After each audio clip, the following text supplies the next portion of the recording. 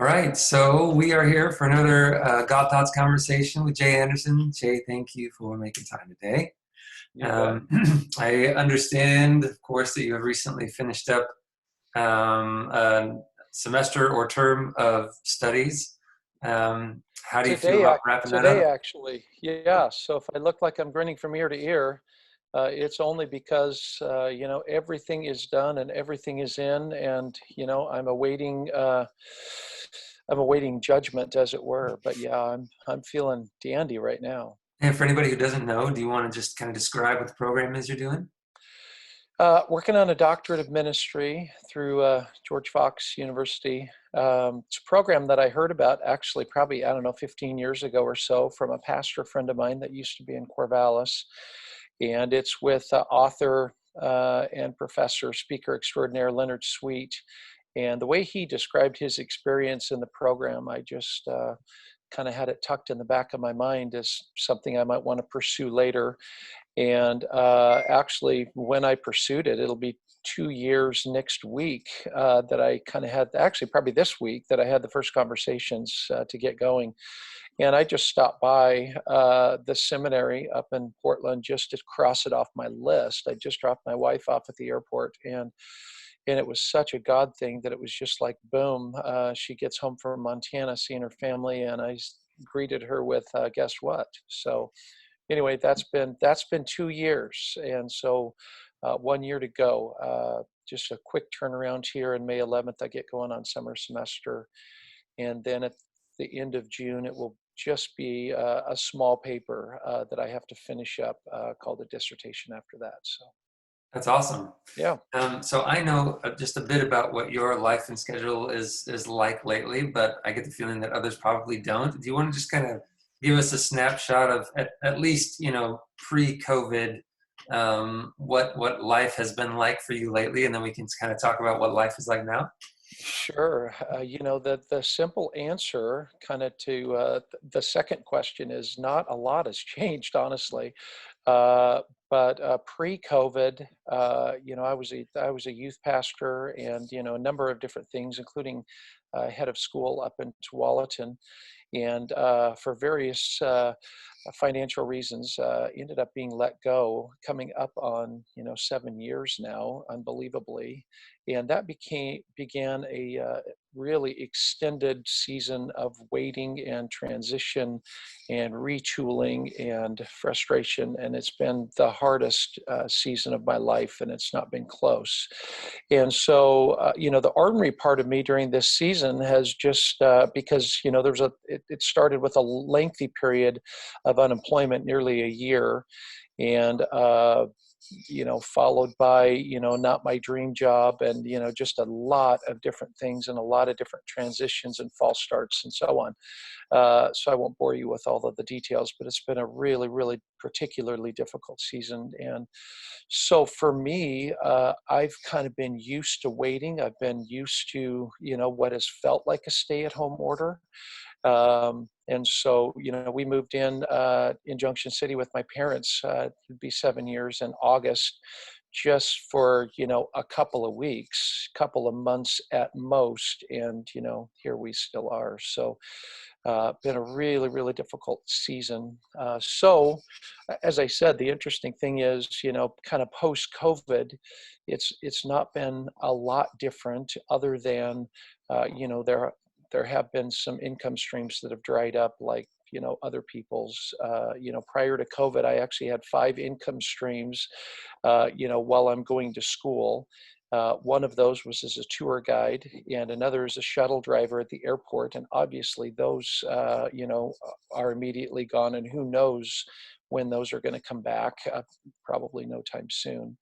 And the other is I was teaching once a week up at George Fox, adjunct, kind of a small group leader on Wednesdays, which was such a delight. And of course, like the other schools, had to shut down their in-person and go to online only. And so that was probably the one that I lament the most, is my weekly Wednesday, with my 17 college students, 17 freshmen up at George Fox. But other than that, my schooling was already online, other than 3 retreats. We were in Cambridge, England last summer, downtown Portland to begin the program, and we were supposed to end at our professor's house on Orcas Island next month. And so it's been officially moved to online only by the university, but we're still holding out hope, some of us locals, that maybe they will open up the island for us. Our professor has welcomed us, but right now the ferry, operators will not let anybody but residents over to Orcas Island. So anyway, stay tuned on that. Yeah. So speaking of just these last 7 years, I know we talk about and we read about experiences that people have with God in difficult seasons and how God carries us through. I would love to hear and give you the opportunity to share with people, what is that conversation like that has sustained you over these most difficult years? Yeah, and I wish I was a better example, honestly, of someone that has gone through this season with great grace and high faith and pumping my fist. I always describe myself as a Tigger, but boy, how I've experienced this season has been a lot more Eeyore-ish than Tigger. And honestly, it's just been so shockingly long. And we've been through every stage of grief, because losing your dream job is very much, a grieving process. And so, we've had opportunity to work through the grief process multiple times. And Stacy and I actually look at each other still regularly and say, surely there's got to be sin in your life. That's the reason why we're, still in the place that we're at. So why don't you just confess so that we can move on? All of those types of Which one of you is conversations. Jonah? That's the question. Yeah, exactly. Both? Yeah, and like Achan, that hid the idol in his tent, and was eventually found out. So anyway, Stacy hasn't come clean yet. So anyway, but it's been, it really has been a massive retooling of how I see ministry, how I see the church, how I see Jesus and my faith. It's been great. I started a book actually 7 years ago that I'm on the verge of completing, actually. And this season is this stay-at-home order, landed at the perfect time in my semester, and also, in my ability to finally finish my book. And so, anyway, it has not been all bad, but it's definitely been all hard. It's just felt like uphill sledding for 7 years. And so, some of my conversations with Jesus have been really even keeled and faith filled, and some of them have been very angry, with fish shaking to heaven. So, Well, that's a great like I point. said, stay tuned. I mean, I think a lot of people have a picture of going through difficult things is supposed to look like a cakewalk. And Hmm. obviously, scripture is filled with people who are railing against God and and the Psalms were filled with songs that start that way at the very least. Yeah. And was that new for you as far as the practice of, experiencing or being in your conversation with God? Uh, Maybe in ways that seemed like, oh, they're not spiritual or they're not faithful, and yet you are remaining faithful to your relationship and to be honest with where you are. Yeah. Yeah, and that's a perfect question, really, because when I was growing up, kind of all through my growing up and my training years and my vocational years, I lived a charmed, childhood, wonderful parents and stable environment, and, was always a super motivated high achiever type. And so just all along the way, things have gone great. And, I haven't had just one dream job, but I've had two. And just things were just, wonderful until on May 13th, 2013 at roughly 3:37 in the afternoon. My boss, my pastor, the president of the school, came in, and I mean, with no warning, just dropped a bomb in my lap. And we had been trying the entire time. I started at the school in 2008 at Horizon Christian, and that was right when the economy was tanking and Christian schooling was seen as optional, and so we were fighting to stay alive the entire time that I was there, and had gone a long ways, towards that, but not all the way. And so they had actually gone without a paid superintendent before me and determined that they were going to do that afterwards just to survive. And so that's what they did. And so, boy, it was, I had talked to my realtor about selling our house before I had even talked to my wife, because I was waiting for Calvin to finish track practice. He was a senior. And so one of the last acts that I did as superintendent was sign my son's diploma. And off we went to a very short transition. And here we still are. So so I just had no experience with, I mean, everybody has difficult days and difficult experiences. And I don't want to paint it too Pollyanna-ish, but man, if there was ever a Pollyanna type of life, it was mine. And so I was so taken by surprise. And that's why, especially in the initial days, I did not feel like I handled it well at all. But I just had no experience in this, especially with this kind of length. And so, boy, have I learned a lot about myself.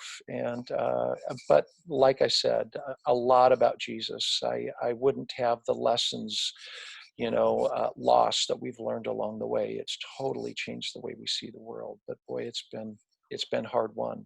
Yeah, the words you use there, words like retooling and just like everything changing. Yeah, Um, I know they conjure up images, and I think all of us probably just in the course of life are forced to reconsider things. I'm similar to you. I had an amazing, I love the term charmed childhood. I really feel like that. And, my last handful of years have felt anything but. And so I wonder, could you give an example? Just like what is something that has changed, whether it's a viewpoint, a way of living, a mentality, or I mean, you mentioned several things, but yeah, what's put a little flesh on that for us, just so we can. sure. Well, one of the things that comes immediately to mind, which I've seen as being so ironic given the experience of our church in departing Foursquare, is, one of my dream jobs was as state youth director, for the Assemblies of God churches, which meant, at the time, the assemblies had about a little over 200 churches in Oregon that I would help to serve in youth ministry. About a quarter of those at the time had full-time or part-time paid staff, youth pastors, and the others, were led by support personnel that were maybe paid a stipend or not, most of them not at all. And so we provided resources, camps and youth conventions and missions trips and all kinds of things, there. And so again, a great experience, and a little over 10 years in the denominational headquarters in Salem for the assemblies.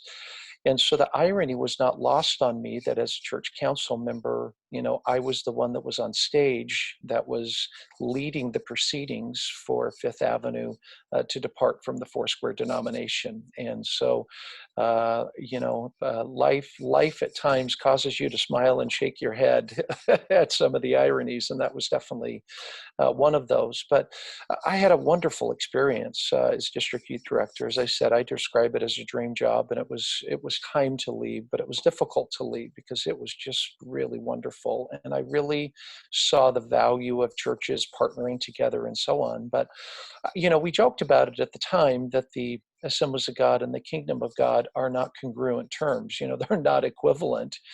But honestly, in function, I was an ordained minister with the assemblies for nearly 25 years. And we really do function that way, though, in all honesty, until, again, you get pushed out of the nest or the rug gets pulled out from under you or whatever you would want to say. And I had a mentor that really, has walked with me, especially in those initial days, and had the opportunity to be involved with the group that helps to operate the National Prayer Breakfast every year. And so it's not just been this season of transition.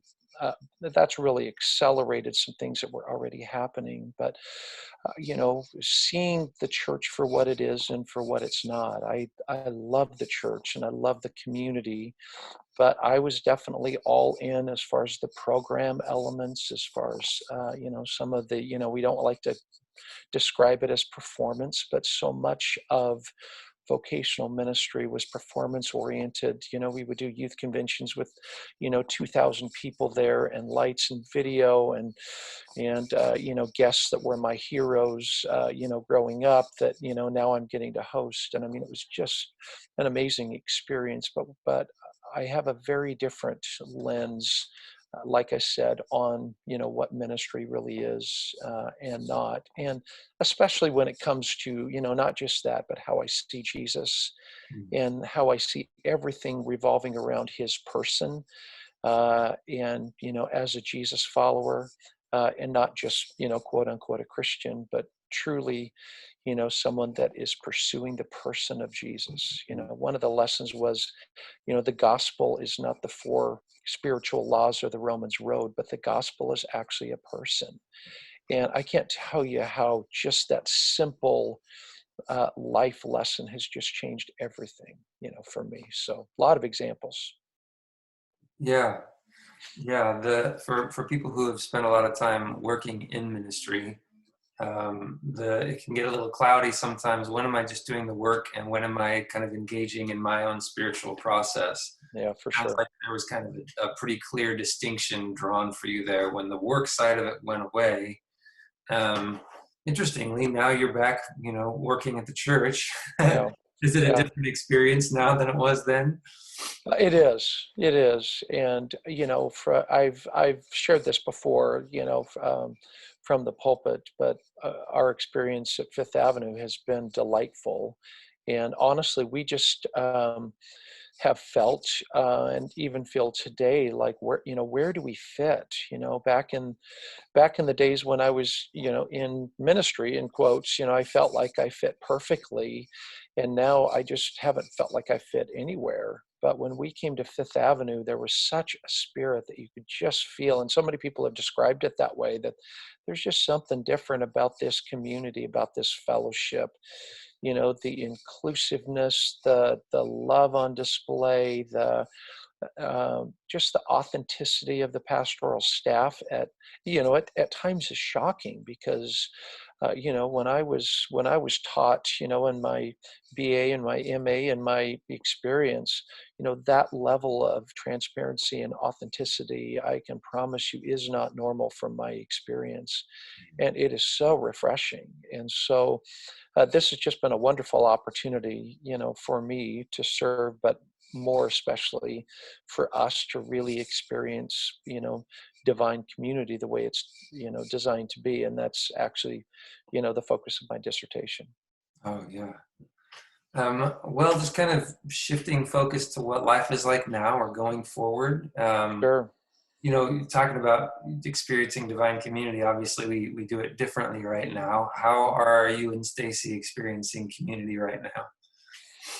Yeah, again, it's not been a big change for us, other than lamenting the fact that I can't go down, when I need a change of scenery, because I've worked, largely at home, except for a roughly approximately 2 years, 3 months, 17 days, and a handful of hours and minutes that I was a salesman at Lazy Boy here in Eugene. But other than that, it's mostly been working from home. And but the ability to not get a change of scenery, going to a coffee shop, and I mean, obviously, like everybody else, the limitations are at times frustrating, but like I said, it's just not been really different as far as how we function. And so, for Stacy and I, we've really had to just encourage each other along the way and remind ourselves along the way. And we laugh, but it's really no laughing matter that, usually when I'm down, she's up, and vice versa. And if we're both down at the same time, we know that we're really in trouble. And there have been days, obviously, where we've been in trouble, but she's been unbelievable. She's just been a champ during this season, much more so than I. But it's difficult, and like I said, I think for everybody, especially those that have lost jobs, like my son, my youngest son Calvin lost his dream job. I mean, he went from a local sports sales guy at the Graduate here in Eugene to a regional to a national, and they had just appointed him the international or the global director of sports sales for the hotel chain. and he lost his job literally the following week. And so, there have been reasons to lament for sure. I don't want to minimize it for anybody or even for us. But as far as a day in and day out, we have just really gotten used to uh, just a much slower, much more deliberate cadence to life, and just really celebrating, the small victories. And in fact, there's something I want to share that I just literally came across yesterday that was posted on, my professor's website. That was written actually. Have never heard of her before, and probably can't pronounce her name right. Elena, yeah, anyway, I won't try her last name, but her dis- her description here of just celebrating the simple things, and the slow progress is just an absolute description of obviously the last 5 weeks, but really for us almost 7 years. So it's short. I'll just read it really quick if that's all right. Mhm. It says, my grandmother once gave me a tip in difficult times. You move forward in small steps. Do what you have to do, but little by little. Don't think about the future or what may happen tomorrow. Much easier said than done, obviously. Wash the dishes, remove the dust, write a letter, make a soup. You see, you are advancing step by step. Take a step and stop. Rest a little, praise yourself, take another step, then another. You won't notice, but your steps will grow more and more. And the time will come when you can think about the future without crying. And that last line still just gives me the chills like the first time I read it yesterday. But what an apt description of our experience. I've been in some positions of leadership that again I would describe as dream, but the victories that we've experienced over these last number of years are just much smaller, just day-to-day mundane things. But I find myself just celebrating just the very things that she has described here. And so as is my custom, answered a simple question in a very long circular fashion. But honestly, we've really had to encourage each other along the way, and that continues unabated. Yeah. Well, thank you for taking some time and just kind of laying your life a little bit out for us. I hope that everybody who's able to tune in and watch these gets a little encouragement. That quote at the end is certainly fantastic. Mm, And yeah, yeah, thanks for just thinking of that for us and sharing it with us. Really appreciate it. sure. You bet. It's my pleasure. All right. Well, we'll chat soon, and I'll be back again next week with another God Thoughts. Thanks so much, Jay. Tell Stacy hi, and we'll talk to Will you do. later. Take care, everybody.